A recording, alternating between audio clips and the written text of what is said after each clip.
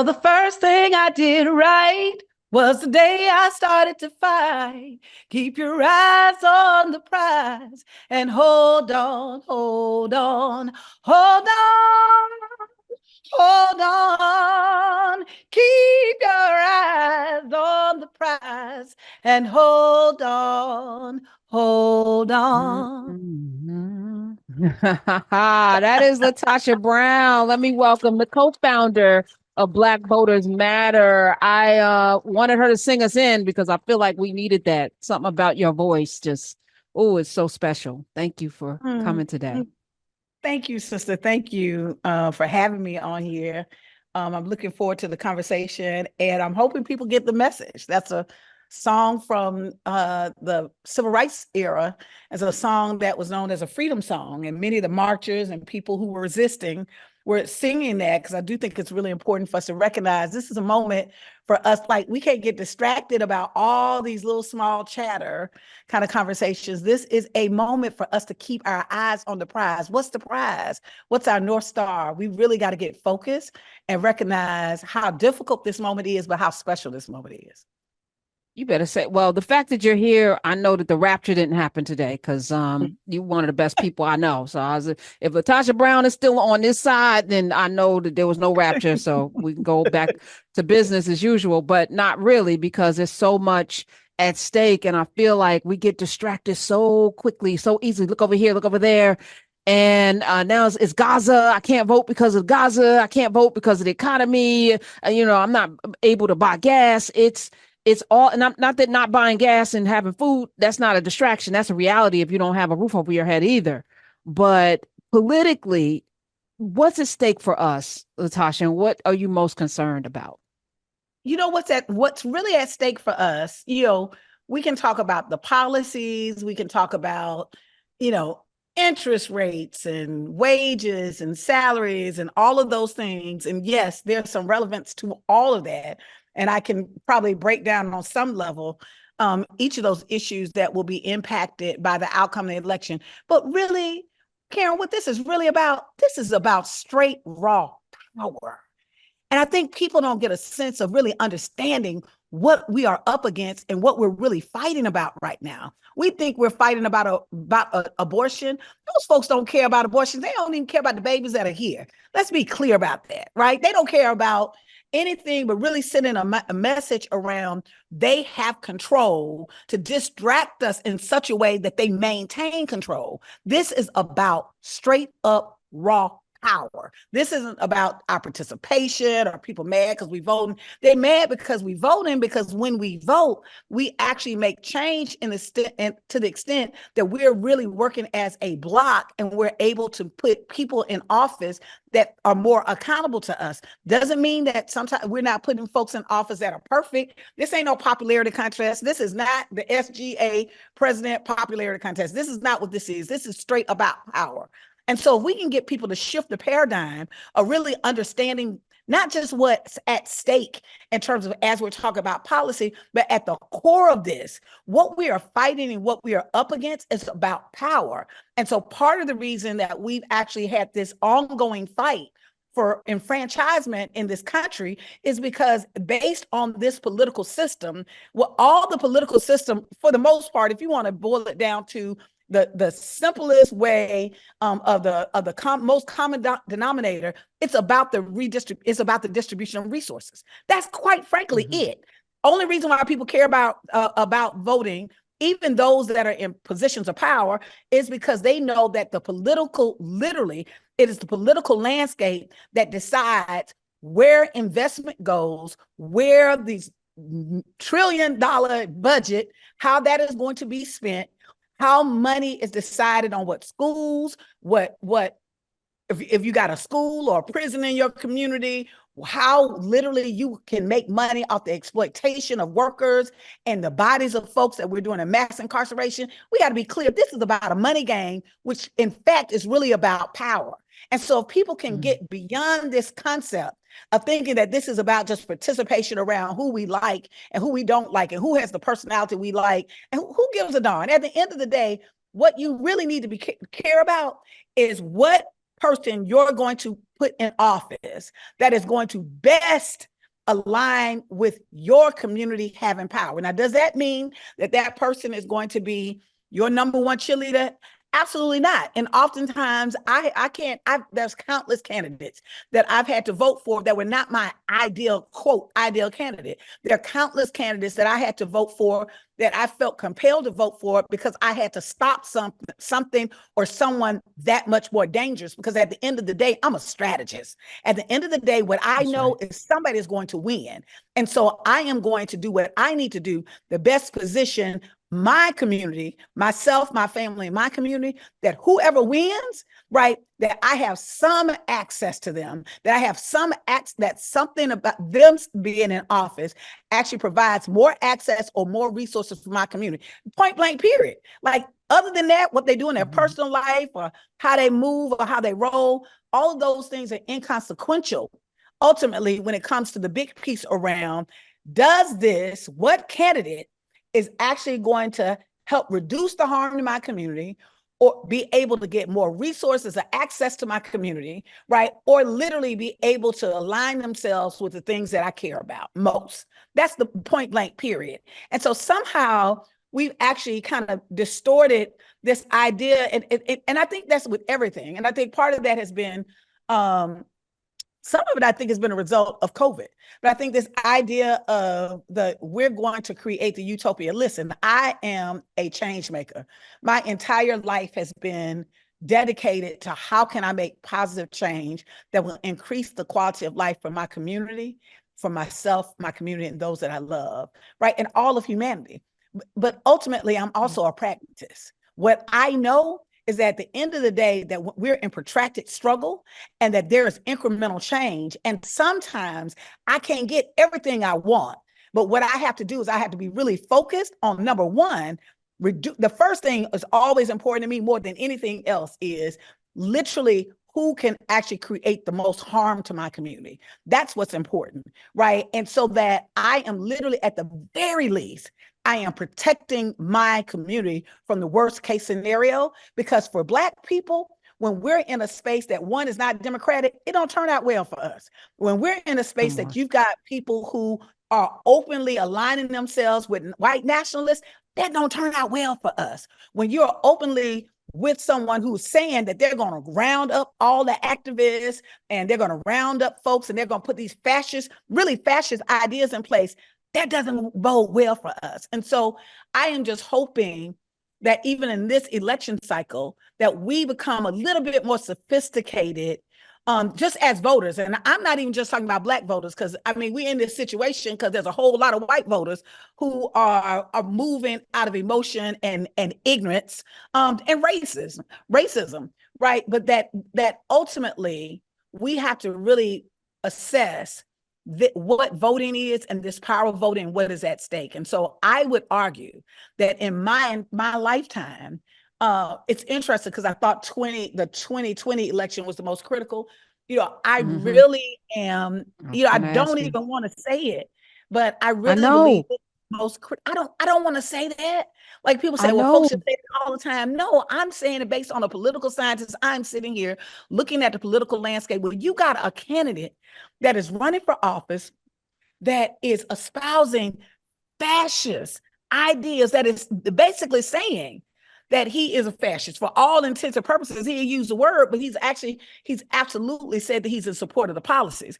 That you've got a candidate that we actually have seen govern before. So this isn't like somebody like, well, he's not going to do what he thought. Well, let me tell you what I'm hearing. People are like, well, you said the sky was going to fall when Trump took office and nothing happened. I got a stimulus check. The economy was better for me. This is what I'm hearing, LaTosha. Like, so it's difficult. I'm super frustrated because I don't even know how to talk sense when that is a narrative that I've heard quite frequently. Well, nothing happened last time he was in. We're still here.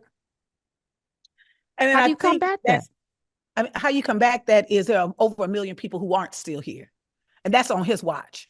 That have we not forgotten? Because I don't know, maybe the folks listening, you didn't lose anybody with COVID. I know folks who lost, I know people that lost 6 family members in COVID. Like, that was real. That was completely preventable. Many of much of that was preventable. Not all of it, but much of that was preventable. But what we saw, like in places like in Georgia, what we saw in Georgia at one point, 80% of the majority of folks who were literally in hospitals around COVID were Black folks. Have we forgotten? Just look around. There's a million people who are gone and dead right now, right? Because there was a leader in place who had a complete debacle on COVID. Like that took so much to the point that folks were like, literally, he was telling folks to ingest Clorox, and people were giving themselves horse tranquilizers. Like, come on, y'all. Like at the end of the day, the truth of the matter is that we are in a space, and we have to acknowledge that we're in a space that we've got a Supreme Court that, one, has been appointed by three of the Supreme Court justices were appointed by Trump. They should not have been, because the first one was stolen by Mitch McConnell and the Republicans, where it should have been an Obama appointee. But nevertheless, we're here. And are we not seeing what's happening in the court system? Are we not seeing that here it is, that something that's simple, that most of us, when you look at Black middle class, that many of those Black businesses that actually excelled in the early 80s, like those businesses that we look at now, and there was this influx of Black and expansion of Black businesses that came from programs like affirmative action. You mean like the affirmative action that the court system has basically just cut down and eliminated? We're having a whole attack on DEI. Just think about that. So people don't make a big deal out of it. I was like, oh, why are you talking about DEI? Let me tell you what DEI stands for: diversity, equity, and inclusion. So you can see it as a program of a corporate space or a institution, but just think about the frame of it itself. That there's an attack on diversity. Who do you think that's going to impact? That there's an attack on equity, and there's an attack on inclusion. We ain't trying to be diverse, we ain't trying to be equitable, and we ain't even trying to be inclusive. Who do you think that's going to impact? Certainly you don't think that it was just the kindness of folks that we got in positions of we're able to have same opportunities, or at least expanded opportunities for jobs and being able to get in college and some of those things. That was policy. But also, let me give you the flip side. So, back in the day when I was a little kid, there was a president that was running. There was a president named Jimmy Carter. Now, Jimmy Carter wasn't particularly a very charismatic. He's actually one of my favorite people on the face of the planet. But yes, let's just say as a candidate, he wasn't particularly a sexy candidate. He wasn't he didn't have the bravado. In many ways, they had reduced him to a peanut farmer when he really was like a chemist. Like he was a brilliant man. A rural Georgia accent, peanut farmer, didn't have the bravado, didn't have the kind of the status. There was even a book that talks about he walked off the airplane with carrying his own luggage. And when the media showed him carrying his own luggage, he lost an enormous amount of popularity points, like overnight, just by that, because Americans' attitude is we wanted to see the truth of the matter. We wanted to see someone like King-like. We didn't want to see someone like an ordinary American. He's carrying his luggage and he's the president. Oh, he don't know what he's doing, right? As a result, what happened? As a result, man named Ronald Reagan won. Oh, well, why does Ronald Reagan impact me now? Well, we talking about this mass incarceration that came from Reagan policies. Like what we saw the massive loss of wealth in our communities with this whole thing called trickle-down Reaganomics that never worked for us. Not only did it not work for us, but if you look over the last few decades and you look at the immense loss of land loss that Black folks used to own their own land. Black folks used to have now houses and land, particularly in the South, that the first thing they would tell you, baby, you better get you a piece of land, right? We lost hundreds of thousands of acres of land, so much so that even that the what we saw is the USDA was actually a culprit in it and wound up getting sued. And one of the largest settlements ever in this country for Black farmers took place because of this land loss. My point is, there are policies that were put in place by Ronald Reagan, who was this charismatic bravado, used to be an actor, had this statue and this charisma against this peanut farmer, the second term of this peanut farmer for Georgia. And here we are in 2023. And we are still dealing with the policies that he put in place that literally led to the 3 strikes you out, led to the mass incarceration in our community, led to this culture of literally war on drugs, which was a war on Black people. Mm-hmm. Which was a war on Black people, ultimately. And so we're dealing with that decades later. So even when we're talking about now, I'm glad you got your $600 check. Right, that quite frankly was actually voted on by the Democrats. He just happened to be the president and signed the checks because he has the right, the authority to do that. He didn't give you that money. But aside from that, right, even if you thought he gave you the money, which he did not, right, what is $600 when you can have policies put in place decades that would lock you out the opportunity to buy a home, that home ownership programs that will lock you out the opportunity to be competitive, to be able to get contracts, federal contracts, that will lock you out of these opportunities of all these gains that we've made and this trajectory these made in this last 60 years, who has been open about turning back that. And then on top of that, has the audacity to say that he is literally going to use his authority to turn us into a police state. So we've got to be mindful around what really is at stake. Like, we're not voting, when you're voting in this election, you're not just voting about what's going to happen to you. Those policies that are put in place, just as I referred to Reagan, and most of us, many of the folks probably weren't even living when Reagan was elected. I don't even remember because I was a little child in elementary school, like first grade or something, right? But the bottom line, here I am as a grown 50-something-year-old woman still dealing with the ramifications of the policies that somebody put in place almost 4 decades ago. And so we have to really understand what is at stake. So this isn't just about who you like or who you don't like.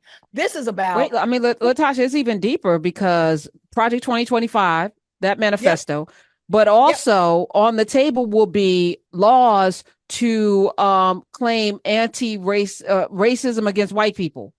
Not only did they reverse affirmative action, not only did they now they're attacking and suing people for diversity, equity, and inclusion. They've shut down all of the jobs and departments around diversity, equity, and inclusion. They're suing the people like the Fearless Fund for having funds specifically to fund Black people, Black women. They're also going to make it illegal. They're going to call discrimination against white people. That's going to be on the table. Yeah, that's why it's important for us to really recognize. And then and for everybody, I don't even let people, when folks come to me around, I got this check. I said, wow. I was like, you should have sold out pretty cheap. You went for $600. Like, at least just don't do that. You know what I'm saying?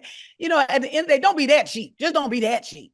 But my point is, seriously, something as basic, if people don't even understand some of those spaces, something as basic as Black history is being attacked, so much so that in states like Florida, if you take, you can take world history, American history, and it's paid for, but you cannot take Black history. So our history, like something as basic. So you don't have to understand all of the something as basic as someone don't want your history to be taught, will weaponize who you are and your history against you. I want you to say yes. I need you to do more and say less.